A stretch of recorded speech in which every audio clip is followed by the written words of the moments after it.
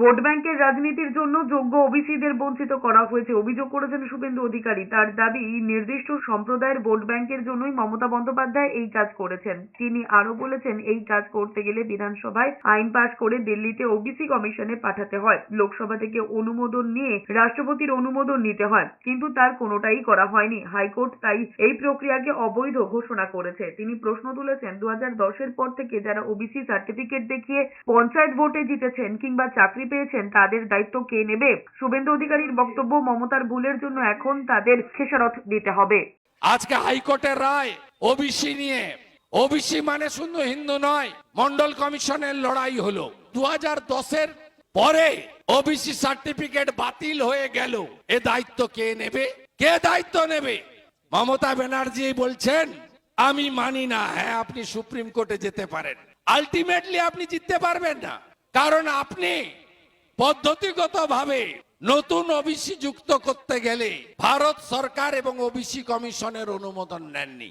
কত লোককে বিপদে ফেললো। 2010-এর পর রাজ্যের সব ওবিসি সার্টিফিকেট বাতিল নিয়ে শ্রমিক ভট্টাচার্যের বক্তব্য, ভারতের সংবিধান ধর্মের ভিত্তিতে সংরক্ষণের স্বীকৃতি দেয় না, কিন্তু সংবিধানের বিরুদ্ধে গিয়ে বামফ্রন্ট এবং পরে তৃণমূলের অপব্যবহার করেছে। বিজেপি সাংসদ তথা বিজেপি মুখপাত্র শ্রমিক ভট্টাচার্যের কথায় বিধানসভায় সংখ্যাগরিষ্ঠতার জোরে আইনও পাশ করায় মমতা বন্দ্যোপাধ্যায়। তার দাবি, ভোট ব্যাংকের রাজনীতির জন্য অনগ্রসর শ্রেণীভুক্তদের অধিকার কেড়ে নেওয়া হয়েছে। শ্রমিক ভট্টাচার্য বলেছেন, তোষণের রাজনীতির জন্যই এমনটা করেছেন মমতা বন্দ্যোপাধ্যায়। आपने मेजॉरिटी का बलबूते पर विधानसभा में एक नया कानून पास करा लिया।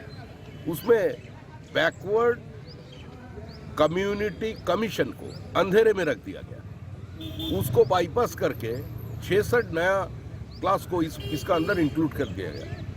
इसी के लेकर कोर्ट में मामला चल रहे थे। आज उसका निर्देश आया न्यायालय से और उसको खारिज कर दिया।